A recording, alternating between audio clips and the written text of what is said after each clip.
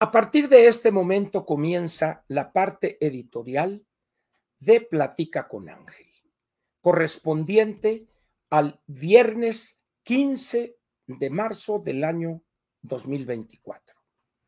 El título del editorial de hoy viernes es el siguiente: algunas cifras para cerrar la semana. Ese es el título. Y vamos a ver. Comencemos por lo más fácil. Mire usted, antes de entrar al tema, que es este tuito, esta foto que viene aquí y este texto que ahorita lo voy a leer, por formación, yo tuve un maestro allá en Ciudad Obregón, el ingeniero Adolfo Chávez Hernández, que me inculcó un gran amor por las matemáticas. Y me enseñó, él me dio matemáticas los 3 años en la secundaria, que en matemáticas uno debe definir los conceptos con los cuales va a trabajar. Es decir, en matemáticas no puede uno estar acá operando con... A ver, por ejemplo, lo más elemental, los números reales o los números enteros o los números complejos, etcétera. Antes de generar el álgebra de cada uno de estos conjuntos de números reales, naturales, complejos, etcétera, uno tiene que definir de manera clarísima qué es ese número real, qué es un número natural, qué es un número complejo o imaginario, dicen también algunos, ¿verdad? Entonces, así me formé yo en esa parte. Posteriormente, en la vocacional 2, con los 2 maestros de matemáticas que tuve yo, el maestro capitán segundo, y en noviembre ascendió a capitán primero en 1962, capitán primero Constantino López Velasco, y en segundo año con el maestro López Lira. También aprendí eso, ya lo traía yo, pero ahí ratifiqué lo correcto y lo útil de ese concepto. Cuando llego yo a física y matemáticas, ahí aquello era norma, pero obligada, vamos a decir. Uno no puede estar trabajando con X objeto, puede ser un grupo, puede ser un número, etcétera, un espacio de n dimensiones, sin definir perfectamente cuáles son o cómo se definen los elementos de ese conjunto, sea un conjunto de números reales, etcétera. Los que hayan estudiado algo de matemáticas sabrán a qué me estoy refiriendo. ¿Por qué les digo esto? Porque esto tiene que ver con la definición de lo que leemos o de lo que alguien ha escrito y lo califica mal o no lo conceptualiza. Y eso me lleva a este documento que dice aquí propuestas. Muy bien. Cuando yo estudié hace ya muchos años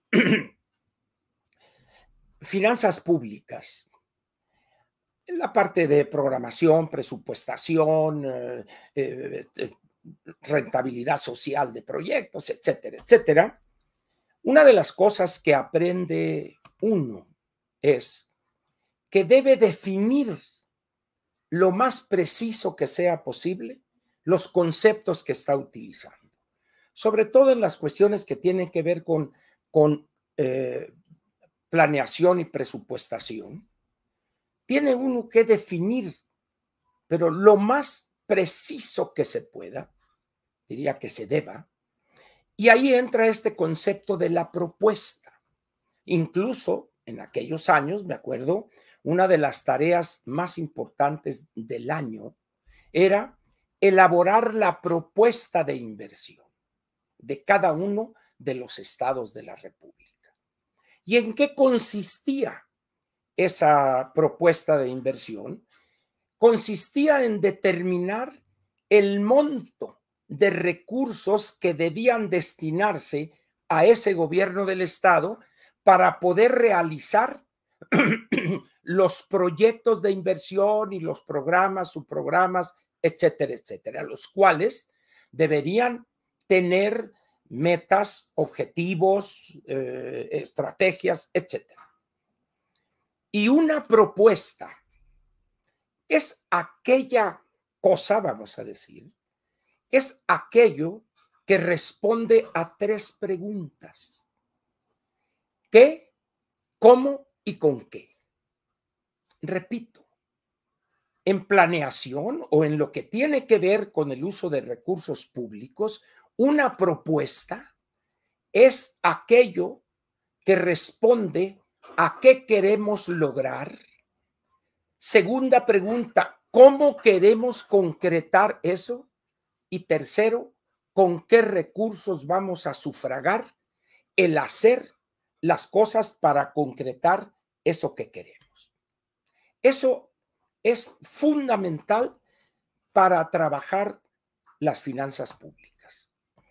Por eso, cuando uno habla de propuestas, uno tiene que ser muy cuidadoso, porque no puede uno confundir un deseo, una ocurrencia o una ilusión con una propuesta.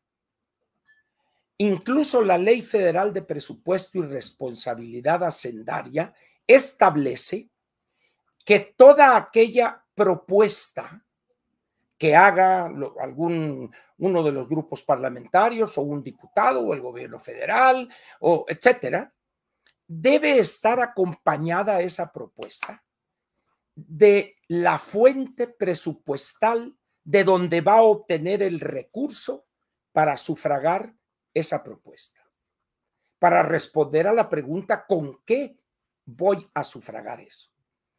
Y esto evidentemente implica que la cobija, como es finita, es limitada, cuando uno plantea un proyecto de inversión X, por ejemplo, la refinería Dos Bocas, hay que decir de dónde, particularmente en este caso de la refinería que se ha hecho totalmente con recursos del presupuesto de egresos de la Federación, debe decirse de dónde los voy a tomar y a quién le voy a quitar esos recursos para destinarlos, sea al Tren Maya o sea a la refinería o a la IFA. Por esa razón, ¿qué tenemos hoy en México? Que el sistema público de salud, el sistema público de educación está en los puros huesos. La lucha contra el crimen no ha recibido las Fuerzas Armadas el dinero para equipamiento, para aumentar el número de elementos, etcétera, etcétera, porque todo se ha ido a aquello que no ha tenido la evaluación ni técnica, ni social, etcétera, etcétera. Pero repito, una propuesta que se va a introducir en el presupuesto de egresos de la Federación tiene que tener precisamente establecido con qué, el cómo lo vamos a hacer y qué queremos hacer. ¿Qué es esa propuesta? Una de educación de calidad o que enseñarles código a todo, etcétera. ¿Cómo lo voy a hacer? Pues ahí decir, mediante la contratación de tantas personas equipamiento de tales aulas con electrónica y hay computadoras, etcétera, conexión satelital y ¿cuánto va a costar tanto instalación de esto, contratación del maestro? Esas tres preguntas y su respuesta configuran lo que en las finanzas públicas es una propuesta. Pero aquel que se quede en el puro qué es una ocurrencia simplemente o es un deseo. Y en esto de las finanzas públicas jamás hay que confundir el amor con las ganas de ir al baño. De tal manera, pues, que cuando tenemos un documento donde plantea 367 propuestas, pero jamás dice de una manera clara, precisa, cómo le va a hacer y con qué va a sufragar ese para obtener el qué, eso es pura ilusión, pura demagogia que de nada sirve. Ah, claro, pero sirve para engañar incautos o para que algunos oportunistas que quieran quedar bien digan, oiga, qué buenos argumentos, qué cosa tan interesante. No es cierto. Son personas o grupos de interés que quieren quedar bien con quien entregó al público ese documento, etcétera, etcétera.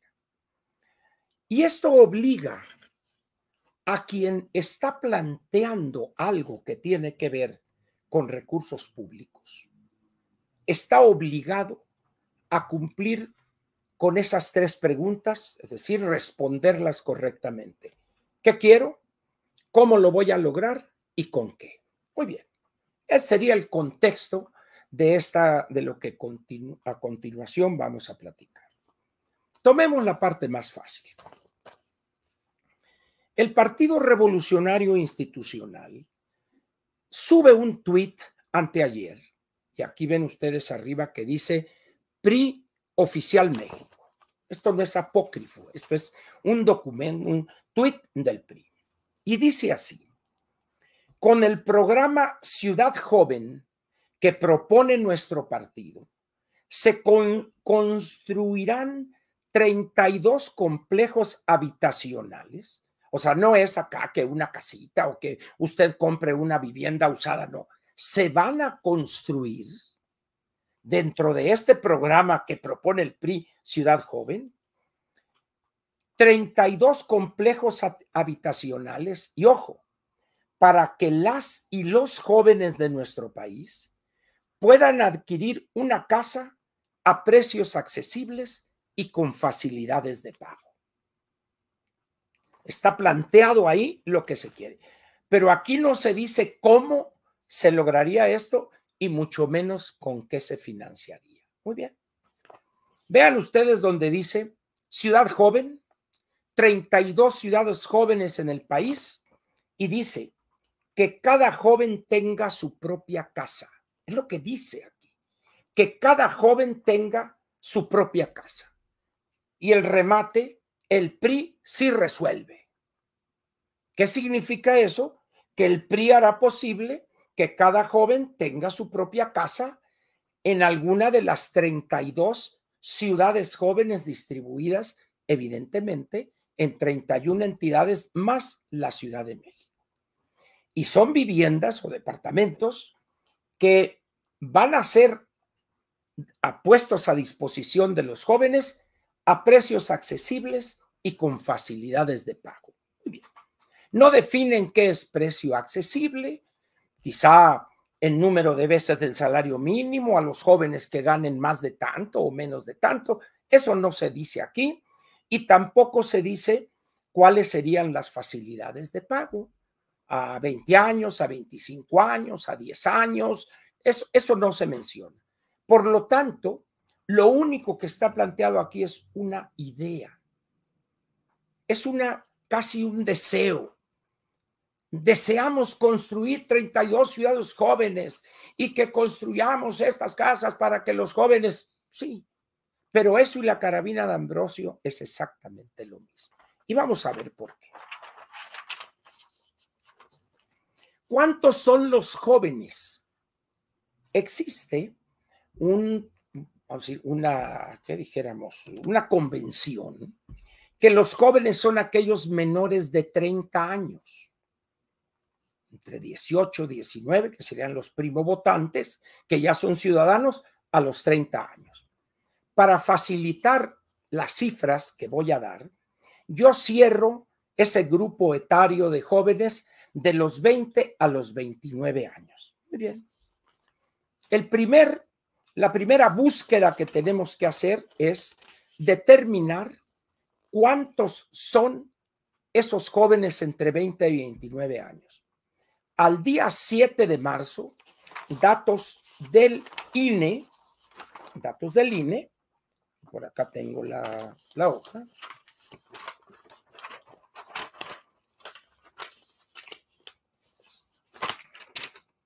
Ahí está, que la vea. Son 22.470.659 jóvenes. Ateniéndome a esto que dice aquí el PRI, que todos los jóvenes, que cada joven tenga su propia casa, pues quiere decir que este programa de Ciudad Joven, o lo que sea, va a construir o va a financiar o lo que sea, 22 millones y pico de casas. Bueno, pero resulta que algunos jóvenes o viven con su familia o en un terreno les hicieron ahí los padres, les dieron una casita para que viviera con su esposa, etcétera, etcétera. Por esa razón y por sabemos el problema de la carencia de recursos, planteo que quizás solamente el 25% de ese gran total de 22.470.000 necesitaría una casa. O que podríamos buscar recursos, diríamos, para ese 25%, que son 5.617.665 personas jóvenes. Ahora bien, ¿cuántas son las viviendas habitadas en este país? Datos censales del 2020. Y aquí está el número. Viviendas particulares habitadas, 35.219.141. Repito, 35.219.000. Por supuesto que los jóvenes son menos porque hay viviendas habitadas donde viven adultos mayores, ya los jóvenes empezaron a volar, etcétera. Entonces, yo dije por eso, el 25%, la cuarta parte. Muy bien. Supongamos entonces que tomo de esos 5.617.000 el 30% para que el PRI en este programa pues construya viviendas para el 30% de ese 25%.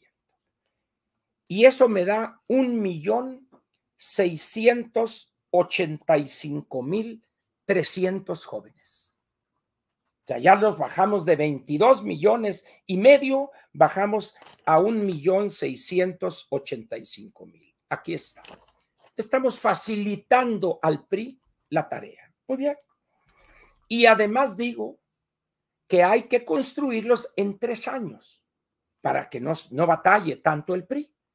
Cada año entonces se construirían 561.800 casas o departamentos por año. Muy bien. Y si cada una tiene un costo, no el precio para el que quiere adquirirla, un joven, sino el costo, le pongo 400,000 pesos, que es un costo bastante razonable para una casa quizá de 2 recámaras pequeñas, etcétera. Y eso me da como erogación, en términos de costos, 224.700 millones de pesos cada año de los 3 en que dividí ese total. Repito, 224.700 millones. Y aquí entonces entra la parte donde la puerca, la cochi, tuerce la cola. ¿De dónde va a sacar el PRI ese dinero? Entonces me dice alguien, bueno, dice, pero basta y sobra, dice, con que al año se construyan 300,000 nada más, o 400,000, dice, 300,000, y ya con eso se cumple este programa del PRI. Ah, chingado, dice uno. Pero aquí dice el PRI que es una casa para todos los jóvenes, a precio accesible y con facilidades de pago. Entonces, ya algunas personas dicen, hombre, Ángel, con 300,000 que construyan ya chingamos. No, según ustedes ya chingaron, pero de acuerdo a lo que dice aquí, no. Y con las consideraciones que estoy haciendo. Pero luego me dice, pero no te preocupes, hombre. Ahí está el Fobiste, está Infonavit y está ahí el otro y no sé qué. Sí, no más que hay un pequeño problema. El Infonavit no construye. El Fobiste tampoco. ellos financian. De tal manera que quienes construyen, aun cuando hay un proyecto loco ahí de esta administración de que el Infonavit empiece a construir casas para chingarse una lana, la compra de los terrenos y el contrato, etcétera. Pero por el momento, ni el Infonavit ni el Fobiste construyen, financian. Muy bien. Entonces dice uno, pero hay un pequeño problema. El Infonavit no se dedica a financiar casas de jóvenes, sino que tiene un sistema de puntaje dependiendo del salario y dependiendo de la antigüedad, las semanas de cotización, es la cantidad que determina ese modelo matemático y decir, a usted se le pueden prestar 500,000 pesos para que compre usted una casa, usted si quiere, métale más, ¿verdad? Entonces, no hay una entidad en México que construya, perdón, que financie casas para jóvenes. Eso no existe en México. Entonces, quiere decir que este programa de Ciudad Joven del PRI tendría que buscar recursos para que una constructora o varias construyeran esas viviendas, las cuales, perdón, serían compradas por esos jóvenes. Y la otra pregunta surge. ¿Quién va a financiarles a esos jóvenes? Vamos a poner situaciones reales. Un joven de 28 años que empezó a trabajar a los 22, tiene 6 años trabajando. Que tenga un salario, pónganle ustedes, de 12, 15,000 pesos. Una casa de 400,000 pesos. ¿A qué interés les gusta? 12%. Entonces, una casa de 400,000 pesos sin enganche, el 12% el primer año son 48,000 pesos. Son 4,000 pesos mensuales de puro interés. A los 15,000, quítale 4,000 pesos de intereses. Pero vamos a suponer que lo obtenga a 30 años. Serían 360 meses. 360. Como tiene 400,000 de crédito, sería, pongan ustedes, 1,400, 1,500 pesos. Entonces ya serían 5,500. Más los costos complementarios, el seguro de vida que obliga, la normatividad, etcétera. 5,000 pesos le vamos a rasurar. Y va a decir, oye, ¿qué hago?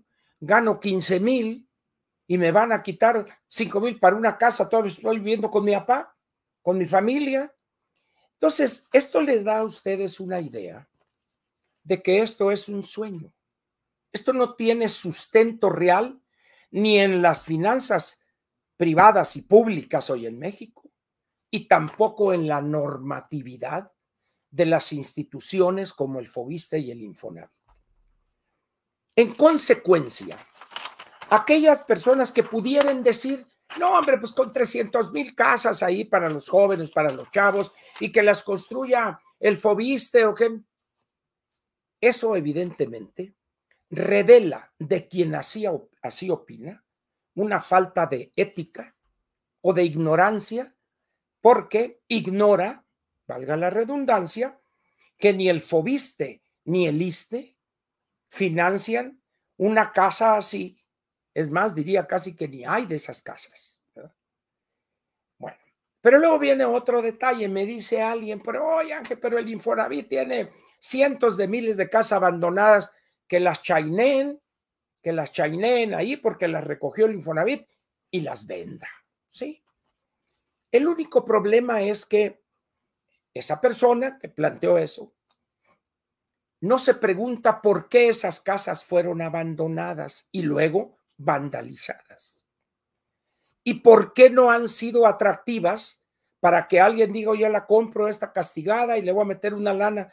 Porque están a 20 o 30 kilómetros del lugar de trabajo.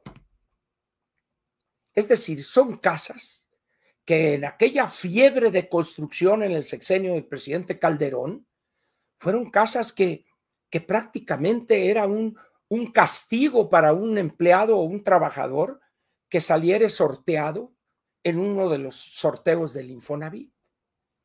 Entonces, ¿ante qué estamos en este programa?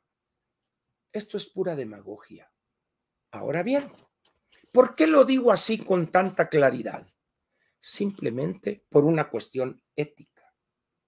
Una de las cosas que se ha perdido en México, en la política, es la ética. Se ha privilegiado mentir, engañar, hacer demagogia en vez de decir la verdad. ¿Y cuál es la verdad aquí? En primer lugar, las instituciones que financian la adquisición de una vivienda, como es el Fobiste o el Infonavit, no financian a jóvenes porque no tienen los puntos o la antigüedad o lo que usted guste. Entonces, no hay una entidad que diga, esta está especializada en jóvenes.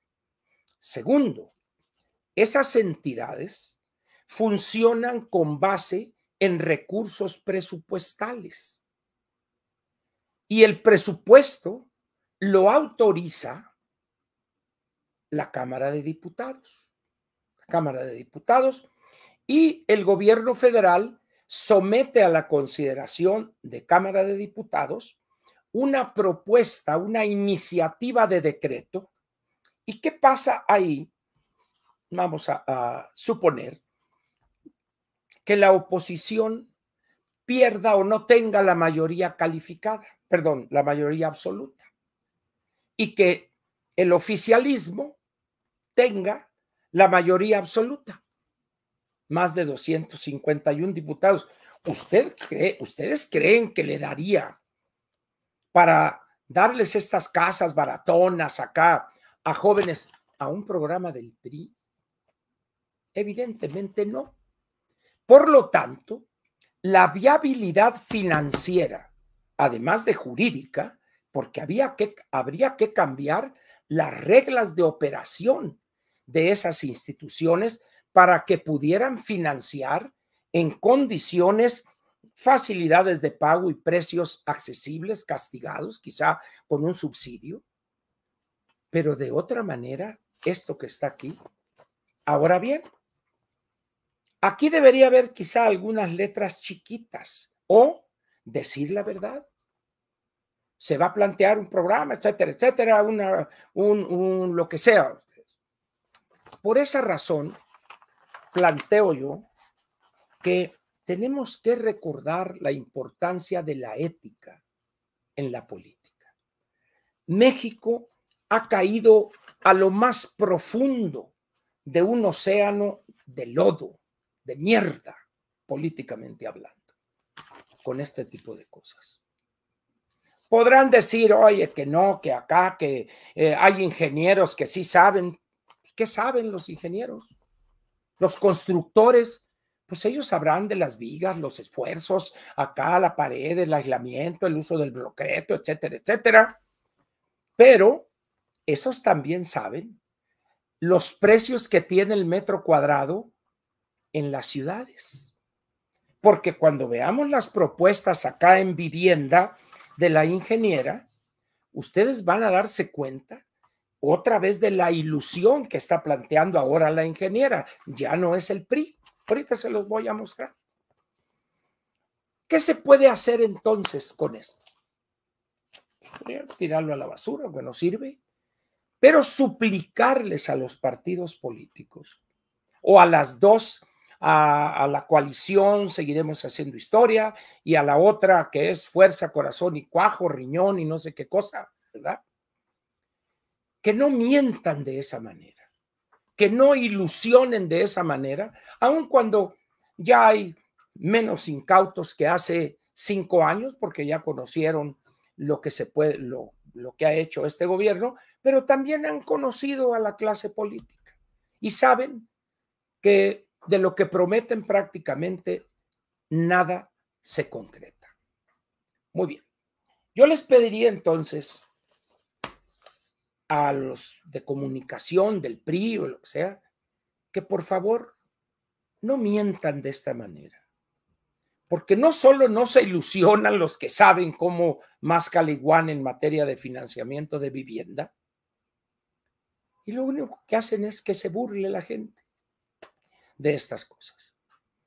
32 ciudades jóvenes, cuando son 22 millones los jóvenes, cuando hay 35 millones de viviendas habitadas que se han construido a lo largo de 40, 50, 60, 100 años.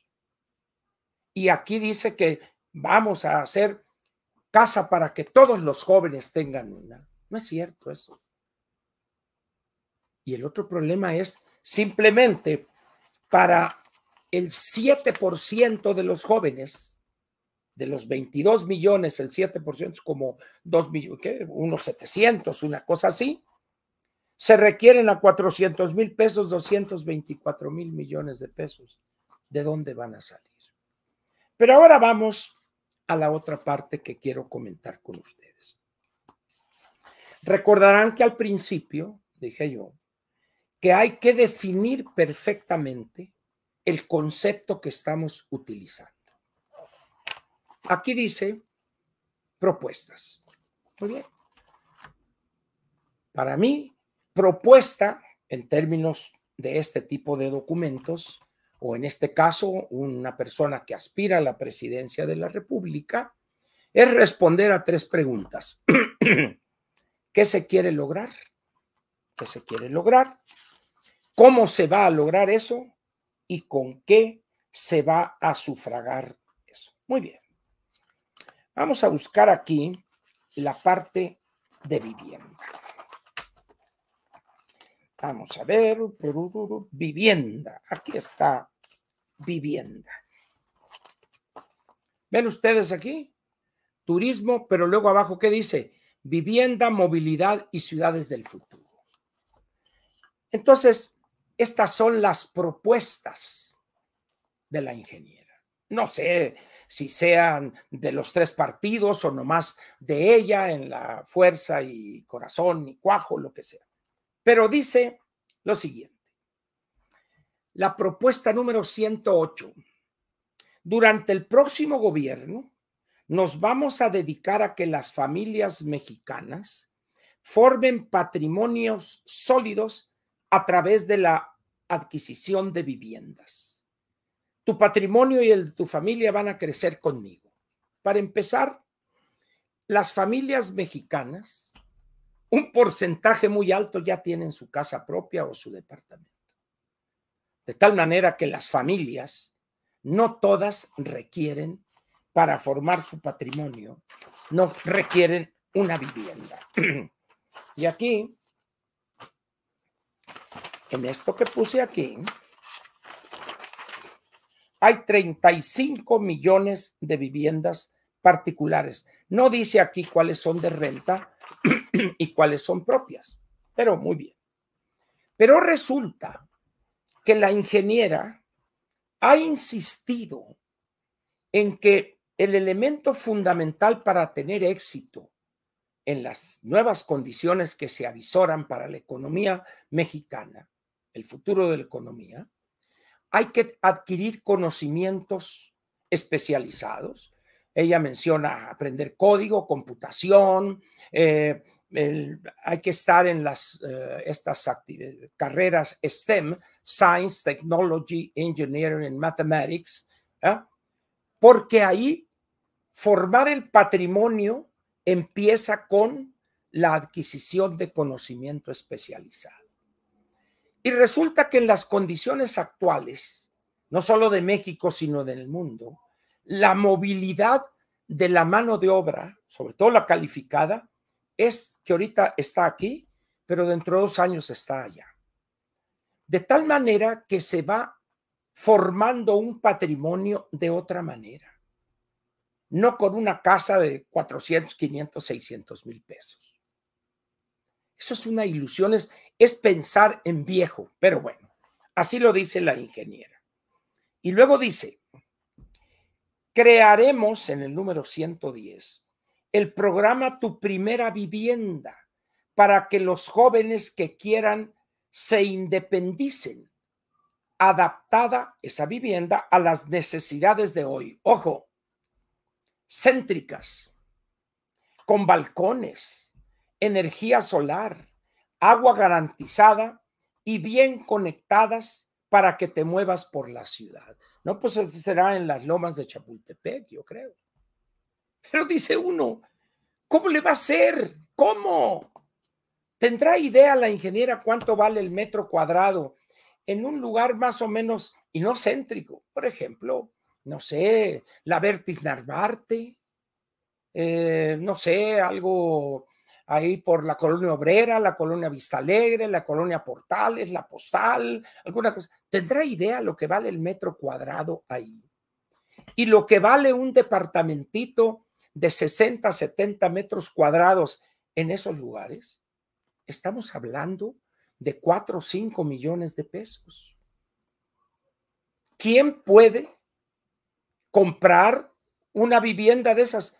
Pues solamente aquellos que se dedican a la mañosada o durante años trabajaron, hicieron puntos, etcétera, lo que sea, o tienen un crédito, trabajan los dos y van a pagar la mensualidad. Pero cuando dice, crearemos el programa Tu Primera Vivienda para que los jóvenes que quieran se independicen, y esa vivienda debe estar adaptada a las necesidades de hoy, céntricas, con balcones, energía solar, agua garantizada. No está garantizada el agua ni en las lomas, ni en el Pedregal. Pues ¿dónde van a encontrar agua garantizada si uno de los problemas que tenemos en la ciudad es la escasez de agua? En todo caso, con una pipa a la puerta habría sido mejor. Y bien conectadas, debes de estar cerca del metro o cerca de donde hay una línea del metrobús, etcétera. Más caro es el terreno y por lo tanto más cara es la vivienda. ¿Puede esto pasar como una propuesta? Esta es una ilusión. Este es un sueño. Pero bueno, pero luego dice, 111, crearemos una institución que le dé financiamiento a los trabajadores sin prestaciones. ¿Será a los informales? ¿Quién va a garantizar ese crédito si no tienen un empleo, no tienen una subcuenta de vivienda y algo acumulado? Porque ellos también tienen derecho a una vivienda por el solo hecho de ser mexicanos. Ah, chinga. O sea que, pues como soy mexicano, a ver mi casita, ¿no? A ver, cáiganle con una casa, ¿no? Y esa casa tiene que estar céntrica, ¿eh? Nada de que me van a mandar a Iztapalapa, o a Tláhuac, o a Xochimilco, a Culhuacán. Ténguele. A mí me la dan céntrica. Yo estoy trabajando en el área de Polanco, así es que quiero ahí en la Roma o en la Condesa, ¿no? O ya de perdida en el Escandón. Dice uno, ¿qué es esto? ¿Es una promesa esto? Es una soberana tontería esto. Pero hay ilusos que dicen que son muy buenas propuestas. Pero ahí las va la 115. Garantizaremos la construcción y adquisición de 1 millón de viviendas sociales, más del doble que las construidas durante este gobierno. Dice, garantizaremos la construcción y la adquisición consecuente de 1 millón de viviendas sociales. ¿Qué es una vivienda social? Todas las viviendas son sociales porque viven personas que son entes sociales. Pero dice uno, garantizaremos. ¿Con qué dinero va a garantizar eso? La construcción, ¿dónde está el dinero? Y dice 1 millón de viviendas sociales.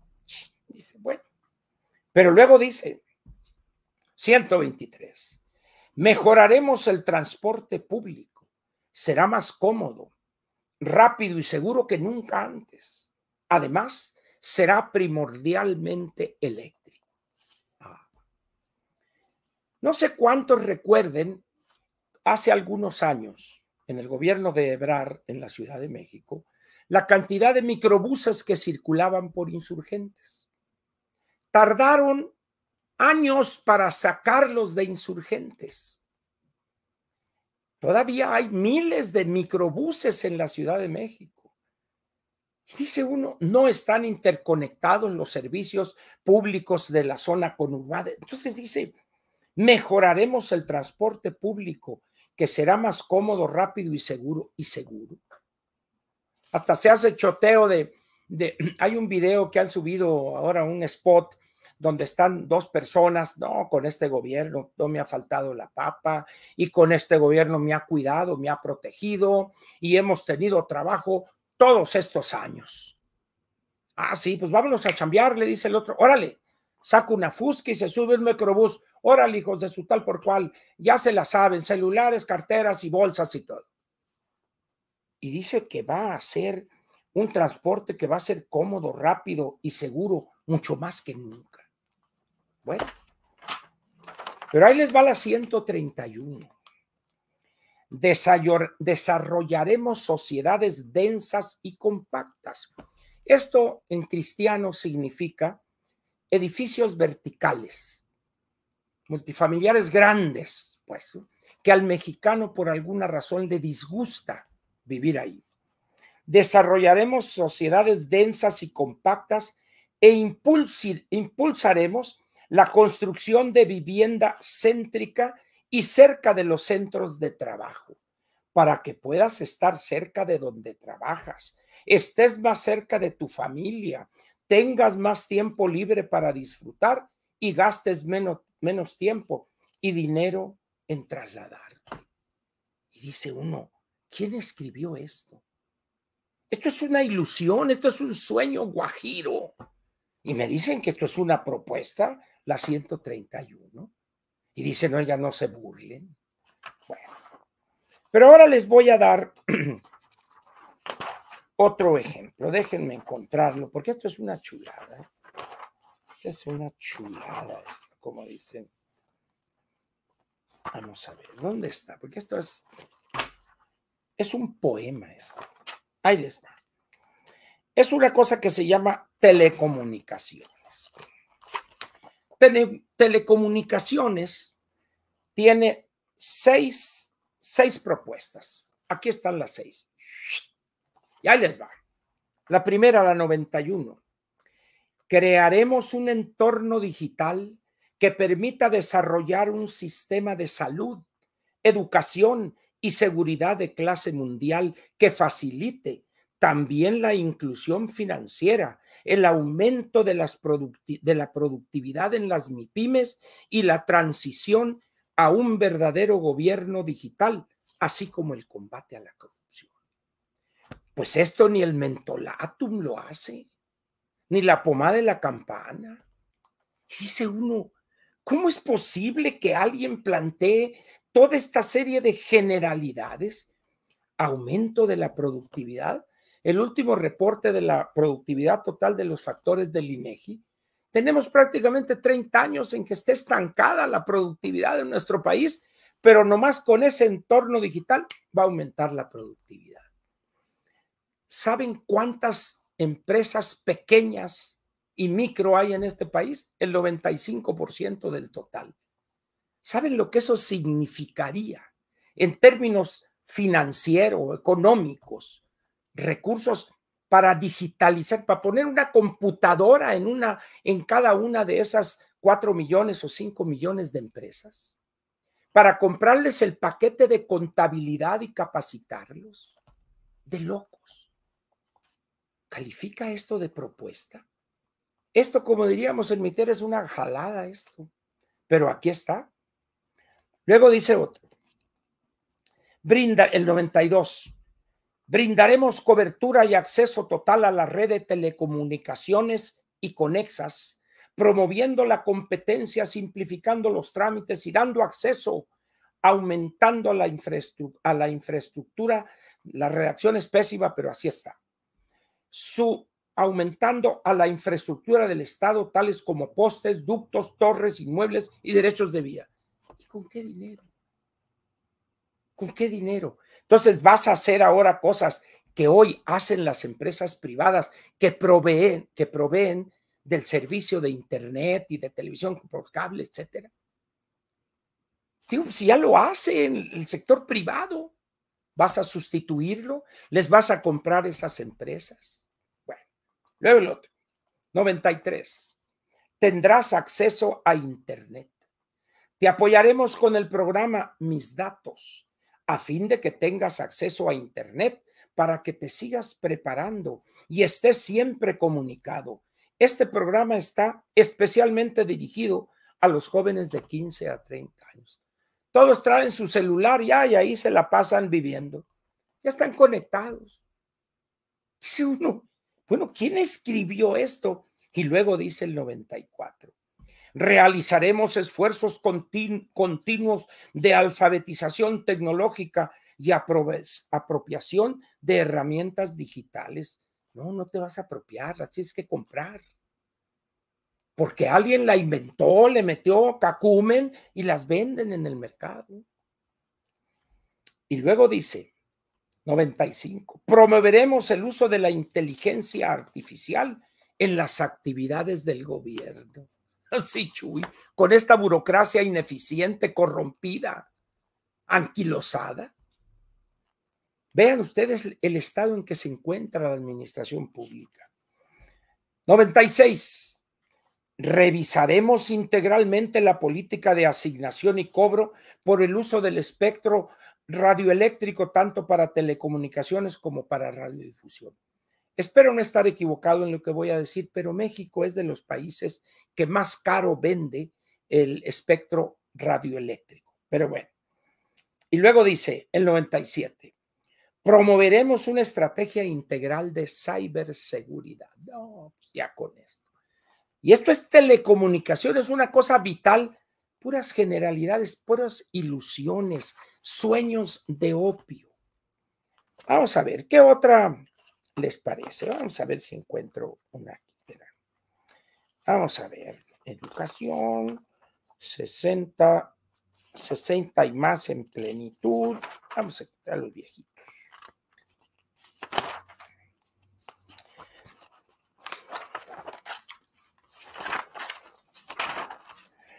Transparencia en corrupción. ¿Dónde está? Gobierno eficiente, medio ambiente. Chicos, está, ya se me...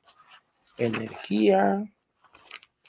Ya está. Es que esta cosa, qué forma tan absurda de colocar estas cosas sin orden, sin haber hecho un solo documento. Turismo. Ya lo revisé y subrayé y todo.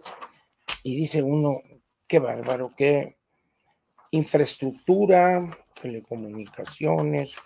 Vamos a ver, turismo. Vamos a ver, aquí está, creo, infraestructura. Ahí está, vamos a ver. Aquí está la infraestructura. Infraestructura. México es un centro logístico por excelencia, dada su ubicación geográfica, sí, pero no es automático eso. Eso pretendía concretarlo el aeropuerto que canceló López Obrador. ¿Y sabe quién aplaudió esa decisión? Panamá, porque el centro logístico que iba a ser México está en Panamá. Lo sustituyeron por esa porquería del AIFA y vea usted lo que sucede ahí. Y luego ahora pone uno de Tulum allá que tampoco va a servir para maldita sea la cosa. Muy bien. México es un centro logístico por excelencia. No hay centros logísticos por excelencia. Los centros logísticos hoy son resultado de una inversión en infraestructura, en aeropuertos, en puertos, en carreteras, en autopistas, etcétera, etcétera. Pero nada de que México por excelencia. La logística y la infraestructura serán uno de los principales sectores de nuestra economía, generando muchos empleos cada vez mejor pagados. ¿Cómo le van a hacer en esto? ¿Con qué dinero? ¿Con qué recursos? Luego dice, 82. Promoveremos una infraestructura multimodal que permita integrar a las carreteras, aeropuertos, ferrocarriles y puertos a fin de permitir el transporte eficiente y seguro de pasajeros y mercancías. ¿Y dónde dicen que van a acabar con las bandas del crimen organizado que tiene asoladas todas las autopistas y carreteras en la total impunidad, con la complicidad de la Guardia Nacional y lo que sea. Dice, a ver, ¿cómo es posible esto? Díganme un cómo. ¿Cómo le van a hacer? Pues, bueno. Mejoraremos y ampliaremos los 14 ejes carreteros e invertiremos 30,000 millones de pesos para mantener los 40,000 kilómetros de carreteras federales libres que hoy tenemos. Muy bien, tenemos 40,000 kilómetros de carreteras federales que no son de cuota, son libres. Muy bien, y son 30,000 millones. 1,000,000 de pesos a cada uno de esos 40,000 kilómetros significarían 40,000 millones, pero no van a ser 30,000 millones, o sea, van a ser 750,000 pesos para cada una. ¿De qué va a servir esto? Pues dice uno, ¿qué es esto, Dios mío? Bueno, la otra. Trabajaremos con los transportistas y las empresas que tengan grandes flotillas en un plan de descarbonización 24/40 y el fomento a la electromovilidad. A ver, hubo un paro en carretera el otro día y no los quisieron recibir. Ahí están sufriendo los traileros. Acaban de asesinar uno que estaba detenido en un bloqueo carretero en la carretera, creo que Puebla, Veracruz o no sé qué más, y ahí le quisieron robar el tráiler y aquel hizo forcejeo, ¡pum! Y ahí lo mataron. ¿Cómo le van a hacer para combatir eso? ¿Cómo? ¿Y con qué dinero van a equipar la cosa? Helicópteros, satélites, no dicen. Ah, pero hay gente que dice, no, no, no, muy interesante. Hay que leerlas, estas propuestas. No son propuestas, son sueños de opio esto. Vamos a ver si encuentro otra. 89. Revisaremos las grandes obras de infraestructura que inició esto, etcétera, etcétera. Integraremos, etcétera. Déjenme ver dónde está esto otro. Voy a irme al principio. Seguridad. Ahí les va. Toda la empatía y fuerza del Estado para atender las demandas de justicia de las víctimas. A ver, es que da risa esto. Yo no sé quién fue la persona que redactó esto, pero qué ignorante es. Impartir justicia, que es atender la demanda de justicia, impartir justicia o la justicia se divide en dos partes. Una le toca al Poder Ejecutivo, que es procurar que se haga justicia. Antes eran las procuradurías, ahora son las fiscalías autónomas. Eso de autónomas es un mal chiste. Bueno, pero ahí no se imparte justicia. Eso lo hace el Poder Judicial.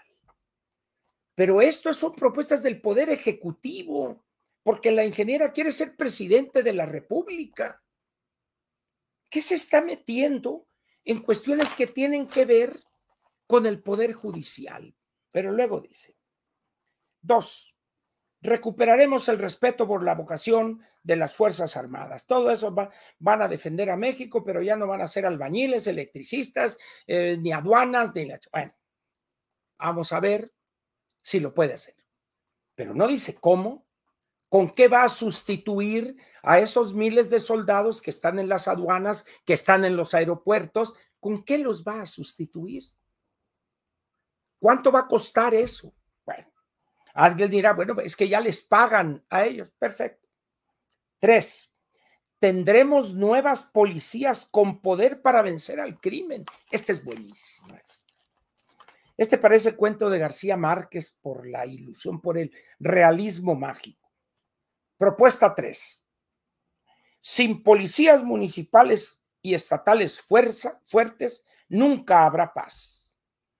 Presupuesto, tecnología y equipo serán transferidos a los gobiernos subnacionales. ¿Y de dónde va a sacar ese equipo, ese presupuesto? ¿De dónde? ¿De dónde? Hay el 70-80% de los municipios. El gobierno municipal no tiene un policía. Son 2,300, 2,400 municipios. Y dices, ¿por qué? Porque se agarraron, le cerraron el Fortamun, que se decía, y para la seguridad municipal. Entonces dice, ¿de dónde va a salir ese dinero? Pero bueno. Fundaremos la Universidad Nacional para la Seguridad.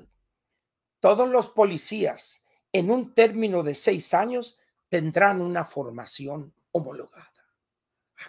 Es decir, van a tener la misma calificación. El de un municipio que tiene hoy 2 policías ahí en Bavispe, o el policía que está aquí en la Ciudad de México, o en Guadalajara, en Monterrey, igualito al que está allá en un municipio en la zona Chontal, en Chiapas.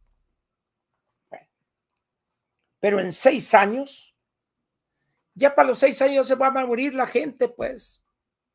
La Universidad Nacional para la Seguridad. Bueno, otro. Vamos a duplicar el número de policías en los estados y municipios de alto riesgo. El proceso partirá de elementos certificados y con una formación homologada. Vamos a ver. ¿Quién es el gobierno federal para decir que va a duplicar el número de policías en los estados y municipios de alto riesgo? ¿Quién es? Eso es una labor que le corresponde al gobierno estatal y a los gobiernos municipales en los municipios de alto riesgo. ¿Por qué se arroga aquí en esta disque propuesta? Eso, bueno, luego. Brindaremos salario profesional para policías, escalafón nacional único y evaluable y sistema pensionario homologado. ¿Cuánto va a costar esto? Va a obligar a los estados y municipios a pagar esto cuando no tienen recursos ni siquiera para pagar la nómina. Es decir, dice uno, bueno, además se garantizarán los recursos para crédito a la vivienda, seguros de vida, seguro de gastos médicos y becas para sus hijos. Diosito querido, dice, ¿qué es esto? Luego dice, ninguna familia de la policía quedará fuera de la clase media. ¿Qué significa eso? O de la clase media, la clase entera. ¿Por qué no dice el sueldo mínimo para el policía, más de eso será de tanto, punto? Y se le pagará esto y esto. Pero fíjense usted, seguro de vida, de gastos médicos y becas para sus hijos. ¿De dónde va a salir todo este dinero? Pero ahí les va. Otro. Vamos a duplicar de 150,000 a 300,000 los integrantes de la Guardia Nacional para que tengan presencia permanente en las regiones más afectadas por la violencia. ¿Y de dónde va a salir el equipamiento para esos otros 150,000? ¿Dónde está ese dinero? ¿Cómo le va a hacer? ¿Va a aceptar el ejército que entren 150,000 civiles a la Guardia Nacional, que es totalmente militar ahorita? Dice uno, ¿quién escribió esto? ¿Cómo es posible que alguien en su sano juicio piense que esto es lógico? Pero dice uno, ¿cómo? Luego dice, construiremos al menos una prisión de máxima seguridad y alta tecnología. Las cárceles ya no serán escuelas, las escuelas de los delincuentes. Luego dice, en coordinación con los gobiernos estatales, las prisiones federales podrán recibir personas de alto nivel de peligrosidad. Eso lo hacen hoy. Nada más que hay un pequeño problema. Los estados dicen, ¿sabes qué? Yo ya no quiero en mis cárceles a estos delincuentes de alto riesgo, porque yo no tengo ni las condiciones de seguridad en esta prisión para un delincuente de esa peligrosidad. Pero el gobierno dice, ahí te van.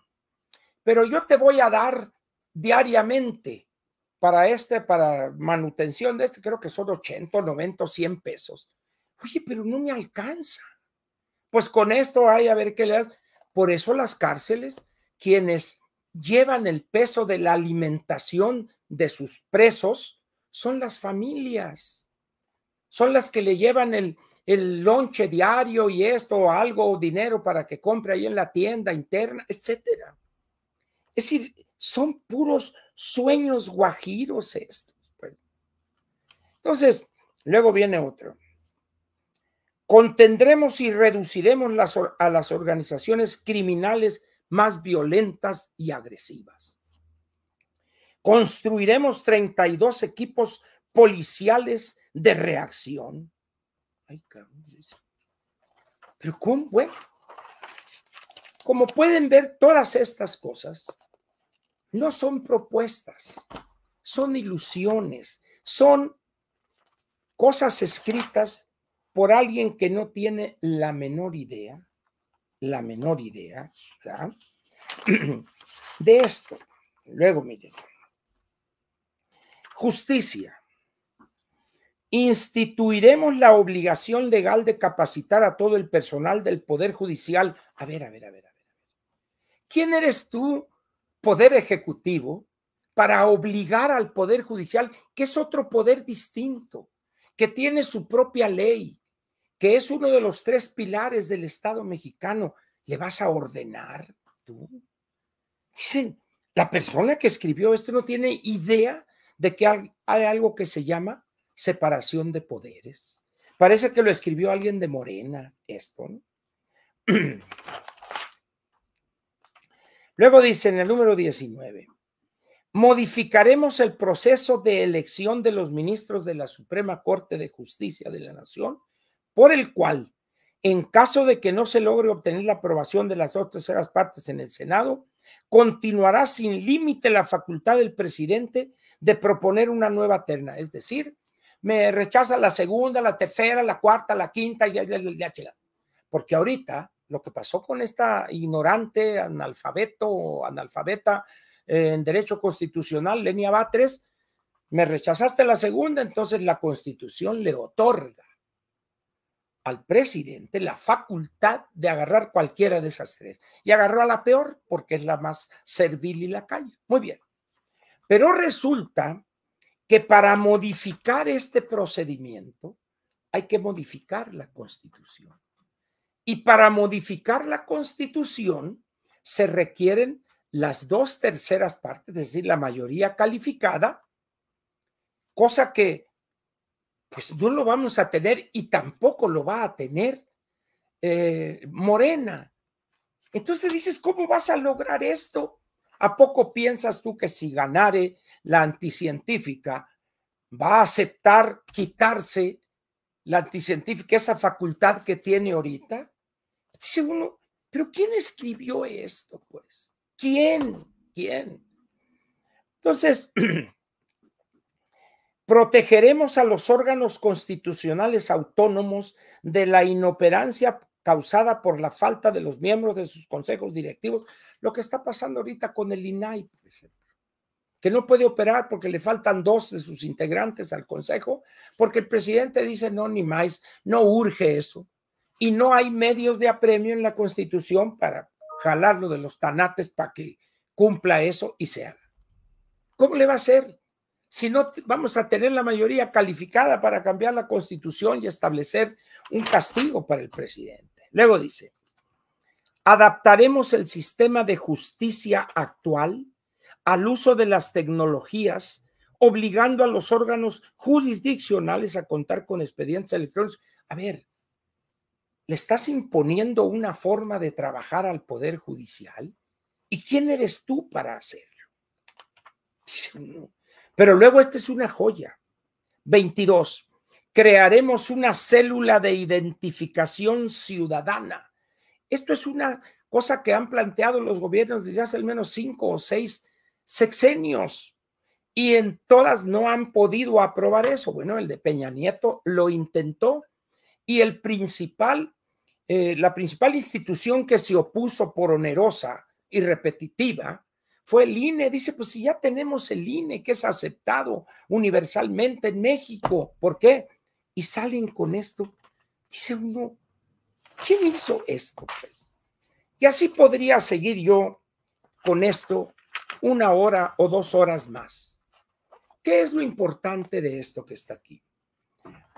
Que ante la falta de ética de nuestra política, hay personas que dicen, no, qué buenas propuestas, pero ¿cuáles? ¿Buenas de qué? Si estos no son propuestas, estos son puras jaladas, puros sueños de opio. No, pero déjenme buscar el de cultura. De cultura. Ahorita les va a ver a ustedes dónde está cultura.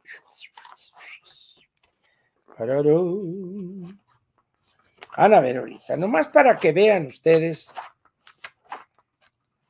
No me voy a meter a esto de diversidad sexual y ese tipo de cosas, ¿no?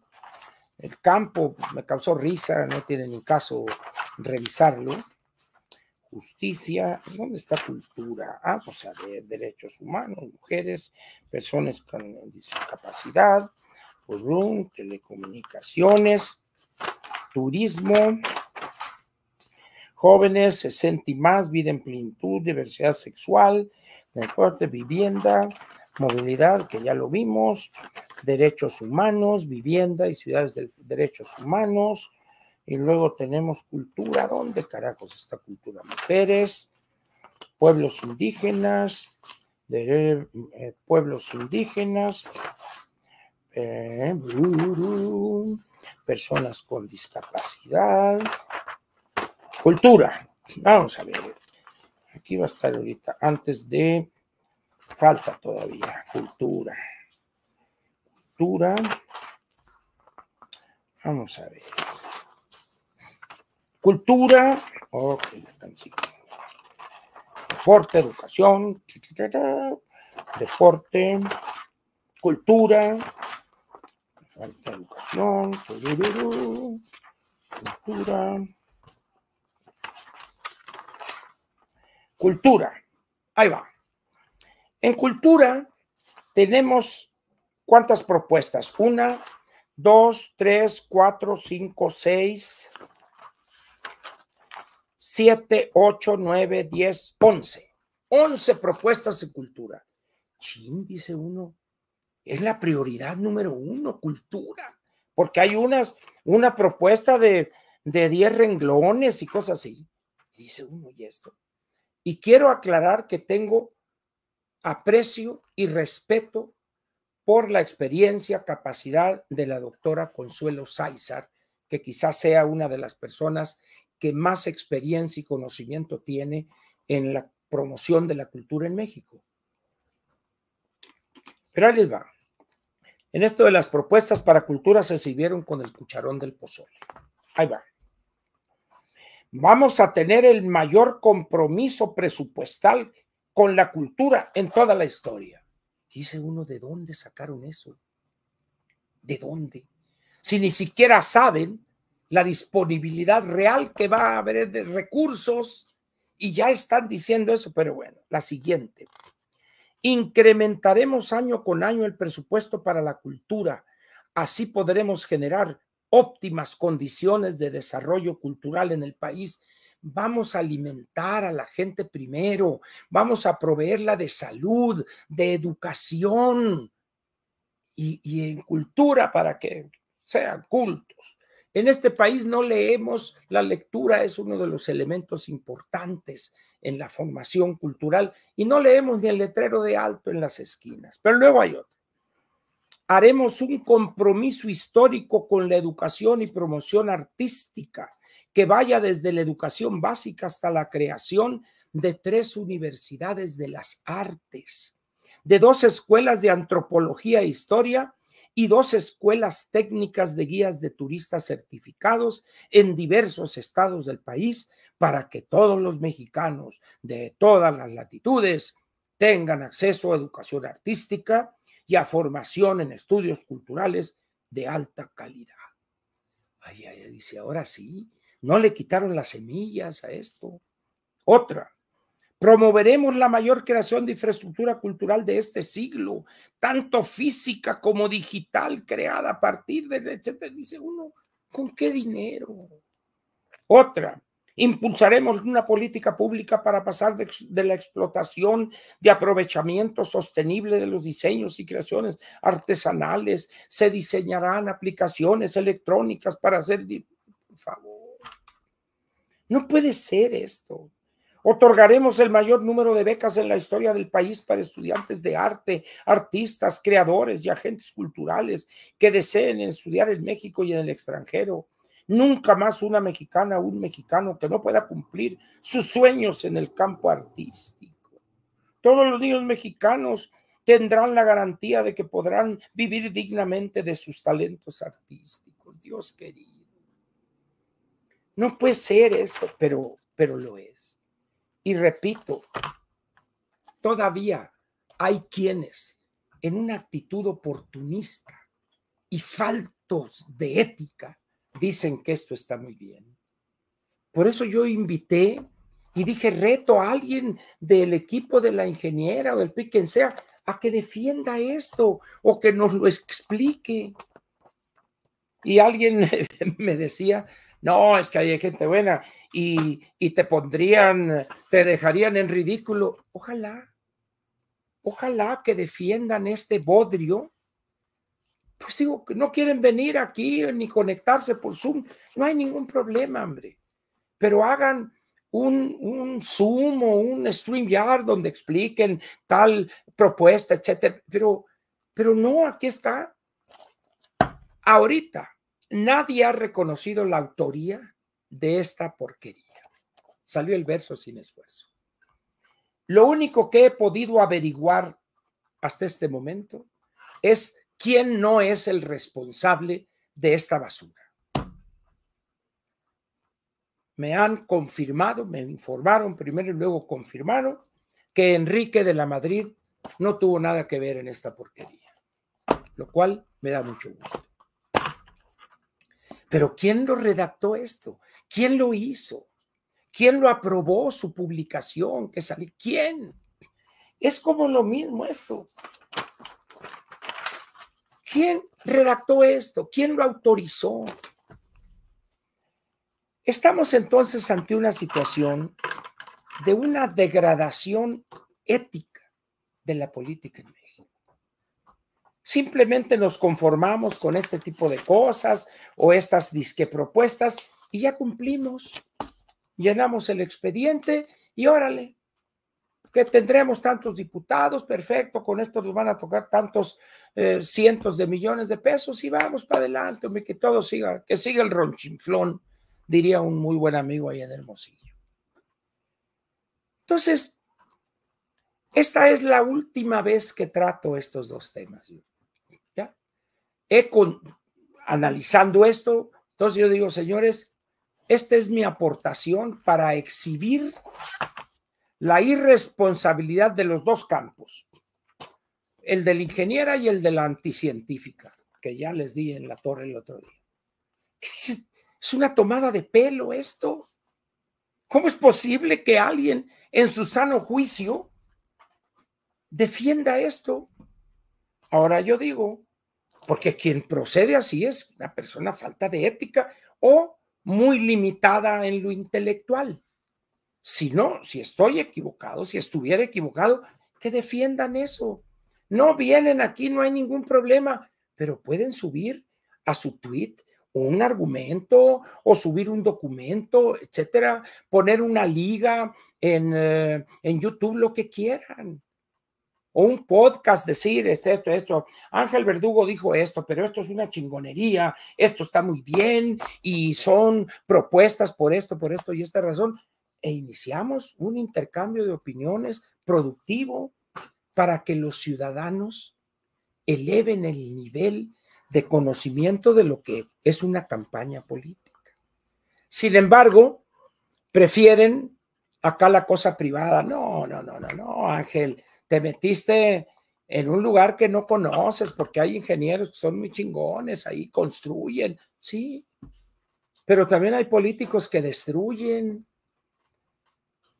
y tenemos que lograr que cada vez haya menos políticos oportunistas que destruyan y que haya ciudadanos enterados, preparados e interesados en la cosa pública para que construyan. Así aprendí yo. Entonces a estas alturas, que alguien me dice, no, Ángel, se van a reír de ti, no será la primera vez. ¿Cuál es el problema? Que se rían.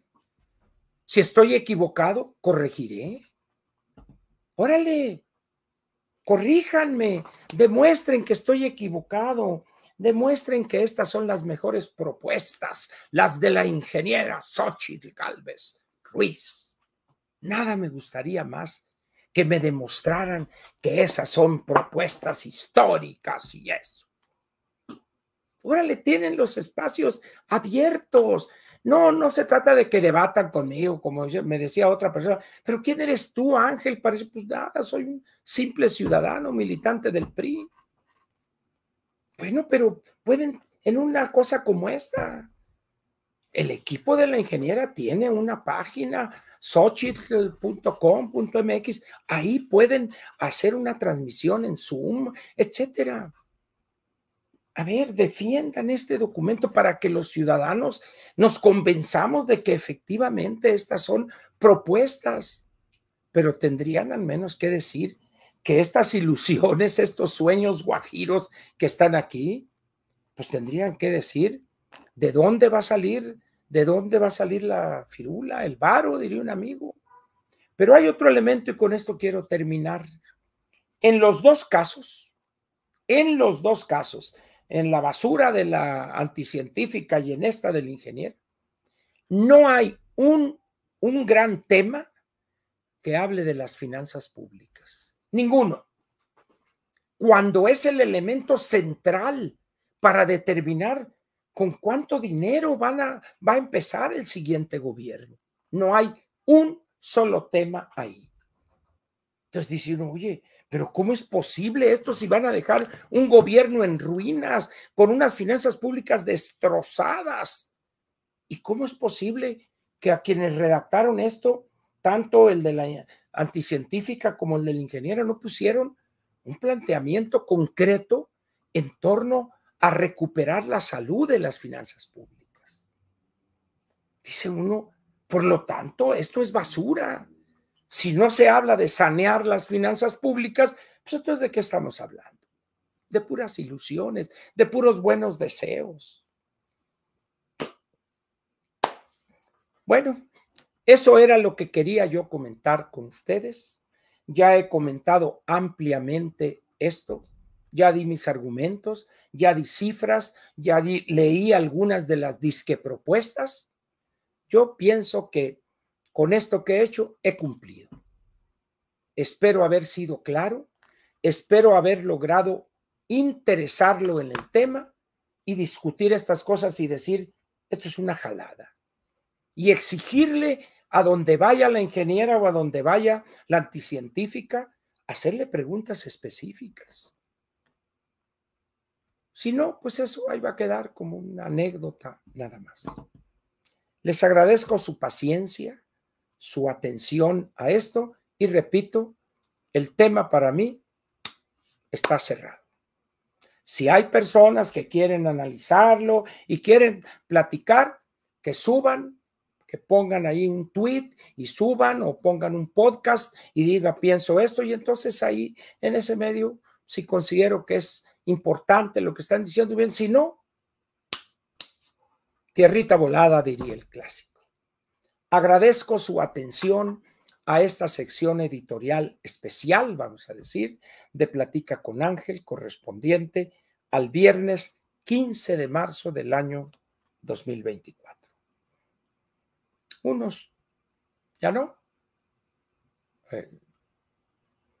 ¿Qué significa eso de que ya terminamos? Pues ya ni modo.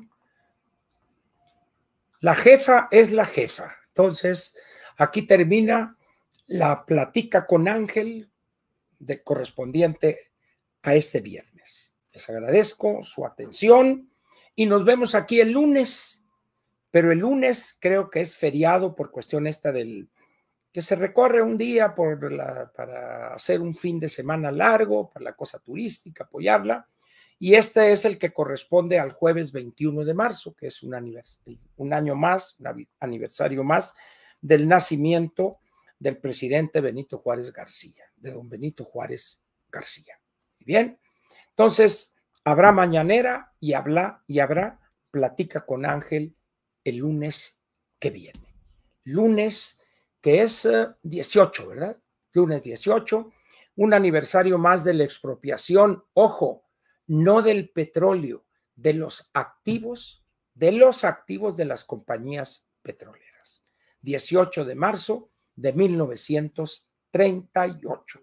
Hará 86 años, si no estoy equivocado en mis cuentas.